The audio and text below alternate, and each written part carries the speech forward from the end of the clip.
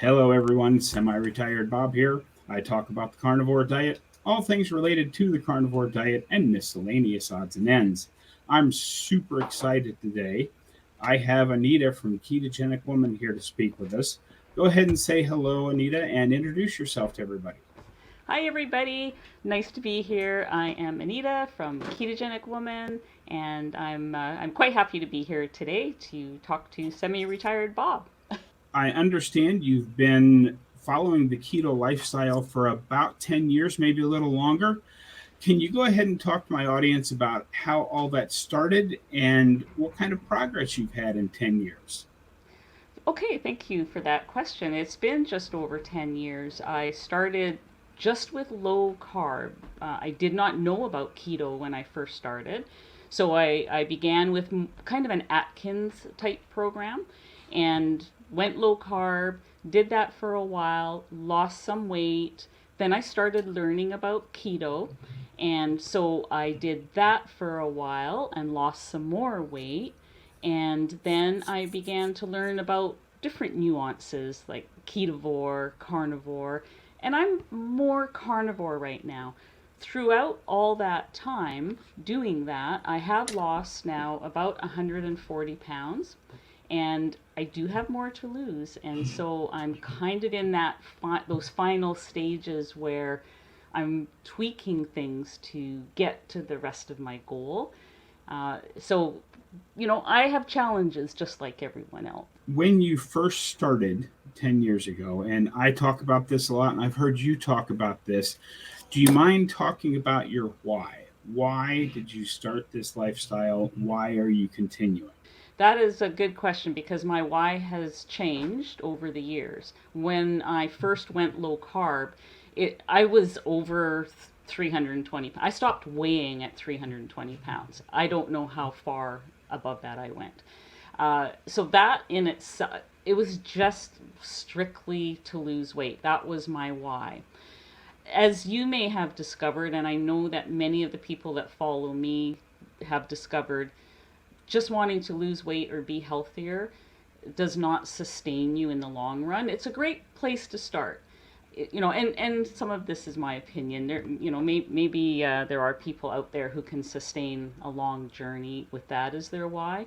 But around 5, 6 years ago, when my dad passed away, I began caring for my mother with Alzheimer's. She was also very obese, 100 pounds overweight or more. And the loss of dignity she had being a senior citizen, in her 80s with that much weight to lose, all of the comorbidities she had, all of the times we had to call for help to get her up off the ground if she fell, those sorts of things, that that deeply affected me, and that spurred me on. Like, up until that point, I had lost around just over 100 pounds, and I really was not able to somehow motivate myself to keep going, get serious, like finish the job. And throughout that caring, that period of caring for my mother, it really hit home to me as to what I could possibly face if I went back to eating carbs or fell back into things if I didn't get serious. And just thinking about my mom and what she went through, that sometimes almost makes me cry. And I've heard it say that your why should make you cry, and I feel like that's kind of been my central motivation now. And so yeah, it's totally different now than it was 10 years ago when I started. Are you incorporating movement and exercise into your daily routine now? And have you been doing that from the start, or is it a more recent thing? It is a more recent thing. I am one of those people who would have said, "Oh, I hate exercise." I didn't really want to do it, and I did lose some weight without doing it. Now, though, it has become more important to me. In the last couple of years, I started do. Sorry, excuse me. In the last couple of years, I started doing things like aquasize, I even started at a gym that was nearby in the last place that I lived at, weight training, things like that, taking the dog for a walk.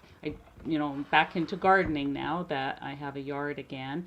So I do think activity and movement, walking, resistance training, all of those things I believe are important, and I'm glad that I'm doing those now. Okay. Since you brought it up, I understand you just moved to Vancouver Island, in Yeah. my opinion, one of the most beautiful places on this planet. Have you gotten fully adjusted in, or are you still in the process of unpacking boxes and getting things set up the way you want them set up? I am still unpacking, still adjusting.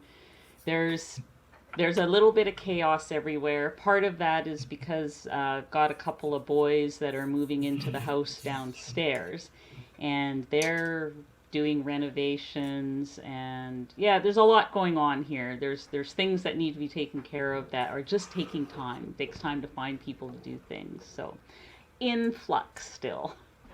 Okay, and I you touched on it briefly, and we know weight and other things were your whys and motivations. Um, have you had any other health issues that you've solved with this, or do you still have some health issues ongoing? Just tell us a little bit more about that. Yeah, I actually don't have any health issues. I'm not on any medications. I mean, I had a lot of things that I thought were normal before. My blood pressure was high. I had plantar fasciitis, rosacea, which does, it flares up now and then if I go back to dairy. Uh, there's things, all the aches and pains, those sorts of things that I just assumed were a normal part of getting older. I generally don't have that. The only health issue I have right now is I injured my knee. So I don't know if that qualifies as a health. It's more like an injury than a health issue, I guess. But it is something that I now, because I tripped over a light stand just when we were moving, and fell on my injured knee quite hard. And so now I am realizing I'm going to need a doctor's care for that. I'm going to have somebody look at that and go for an X-ray and things like that. That is the only thing wrong with me at this. I've been watching some of your more recent. I see you've gotten into live streaming since you've gotten Mm. moved, and you were talking about bad days and falling off the wagon. Mhm. Do you mind going into that just a little bit today and how you approach the day after a bad day? Yeah, and I have to say, that topic was spurred on by people that message me about this. I don't have a lot of bad days anymore. I feel like I have a lot of food freedom, and I'm not, there are days when I'm challenged because of other food in the house now that I didn't have to face before. And there are days when, yeah, I've eaten restaurant food. I feel really bad the next day. The cravings are up, that kind of thing. I used to approach it differently than I do now. So, in early days of trying to be on this journey, I would have possibly beat myself up a little bit. And this was a topic that was on my last live stream. I feel like if you've had a bad day, for me, the wrong approach is to say, "Oh, I'm going to fast." I hear that a lot. I'm going to fast for 2 or 3 days. I'm not going to eat anything because I need to. It was like I needed to punish myself or make up for what I had done, or I'm going to go on this weird thing for three days. Things like that. But now I see it differently. I feel like if you have a bad day, just at the next meal, eat the best meal that is on your plan of eating, your favorite thing. Like for me, I'm a carnivore. My favorite thing would be a medium rare burger with a pat of butter or a ribeye steak. One of those two things is going to be way better than trying to starve myself into submission. I'm going to go for the food and make it good food. instead of trying to starve. So that's how I've changed over the years as far as bad days go. And I think that is what keeps me going, because then I'm not, because my pattern before was bad day, starve myself, another bad day. And now that doesn't happen anymore. And those little successes add up over the years. If are constantly going back and forth, reigniting the craving, it's really hard to lose if you have a large amount of weight to lose. It's hard to get there. It's a long journey if you have a large amount of weight to lose. And, I don't think I could have done it that way. This way is much more consistent, I think. Just getting back to business. Sometimes I've given in, but I've never given up. I have one of my subscribers, his name is Craig, is a huge fan of sardines, and he would not forgive me if I did not ask you about your recent sardine fast, how it went, how you felt. Did you feel like you got any gains out of that? I actually like sardines. I don't know if I would have been able to do a 3-day sardine challenge if I didn't like sardines. So I had an advantage there. And what the sardine challenge did for me was I got into a really good state of ketosis. I got, if you've been struggling a bit, maybe just too much volume or something, it got me into in tune with my satiety signals, because the rule was you can't eat anything unless it's a can of sardines. Well, if you're iffy on sardines, you know that if you're opening up a can of sardines, you're really hungry. And I also incorporated the whole sardine thing into some intermittent fasting after that. So my rule was I was trying to do, say, an 18-hour fast or a 24-hour fast. My rule was, okay, if I'm going to break the fast, it can only be with a can of sardines. Well, 9 times out of 10, I made it. So I think sardines can be good, and I love the omega-3s. I really feel like the pain that I was having in my knee, this was pre-fall, before I cracked it even more, but the pain that I was having at that time in my knee there was definitely a difference after eating sardines. So I just feel there's something kind of good about them. Okay. And I have also noticed that originally you were more of a lean meat person, and now you've gone to more fattier cuts of meat. Do you mind talking about how that progression happened, and what have you noticed since you've been adding more fat? Well, yeah, that's a good question too, because some people associate me, with doing protein sparing modified fast, which is what I was trying. I think it was over a year ago. I started incorporating some of those days, and those are like lean protein days, into my week. Not every day. It was 2 or 3 days a week. And that can be effective. I see it as a tool in your toolkit. However, that said, I just feel a little bit better, both mentally and physically, when I keep the fat up to a level of, say, 70% ish or higher. And I even did go through a time when I was shooting for 80% or higher. Now I'm kind of back into the 70%, which is a ribeye, basically. Ribeyes are about 70% fat. And I find that is something I can do on a daily basis. And just a trivia, sardines, a can of sardines and olive oil is also about 70% fat, so it's about the same as a ribeye, just different taste.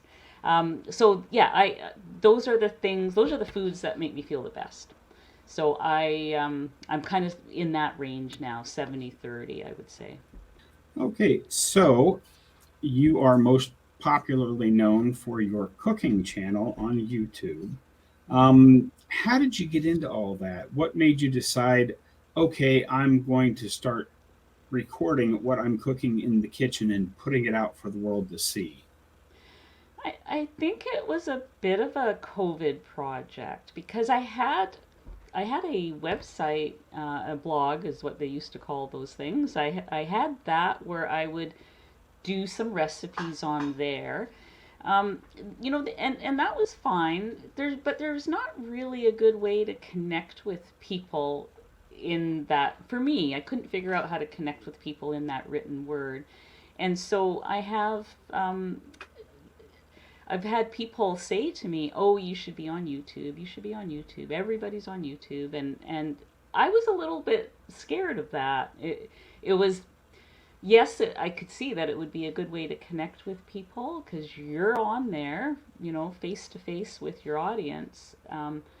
But it made me nervous, and so I procrastinated, and then when COVID hit, it just became a thing. I just decided, okay, this is the time to do it. I don't really know why, but it kind of became important then to do that. And so I happen to have a relative of mine who, we've actually lived together for quite a long time as roommates and things like that. Like they're in the household who knows something about videos and camera work and sound work. And so I'm very lucky in that respect. And, that's how it all started. My skills and her skills. So it's really good.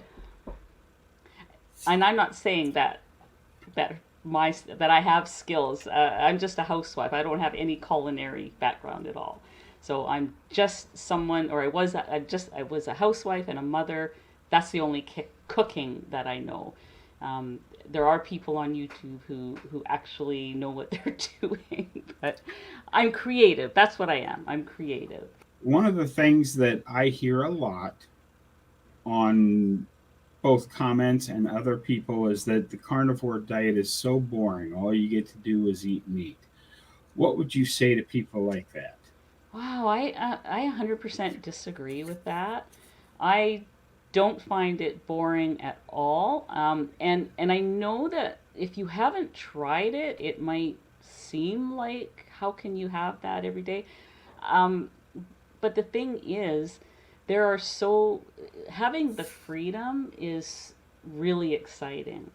Um, when I weighed over 320 pounds, I mean, I couldn't get on an airplane. I didn't want to sit in people's chairs in their backyards. Like there were so many things that restricted my life. My life was, this big, and now I just feel like I have this freedom. I can go anywhere, do anything. My life is this big, or bigger.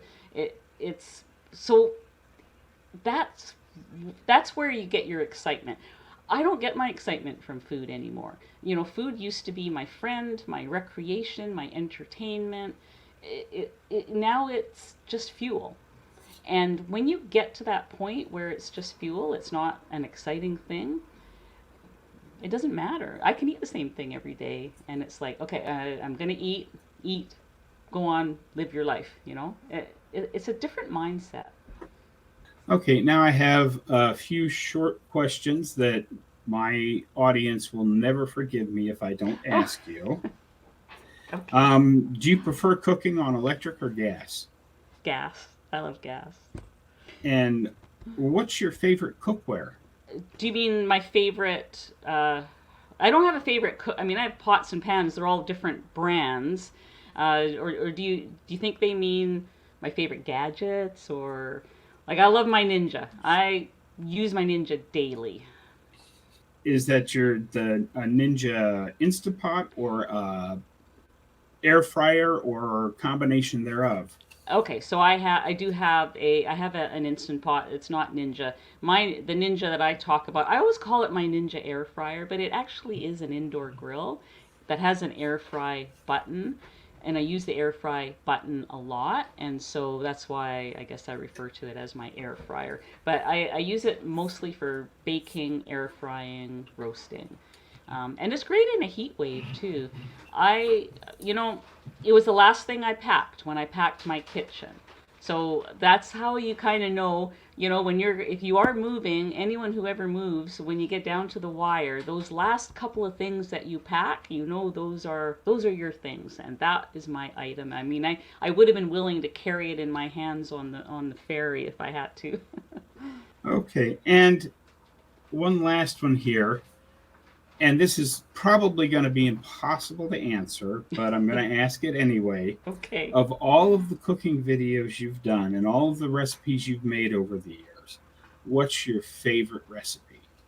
Oh, that is hard to answer. However, I do have a couple of favorite food items to cook, and so I really love it when I find it's called sirloin cap steak or picanha. That is my favorite thing to cook. I love how it turns out. I love how it tastes. I love the texture. I love everything about it.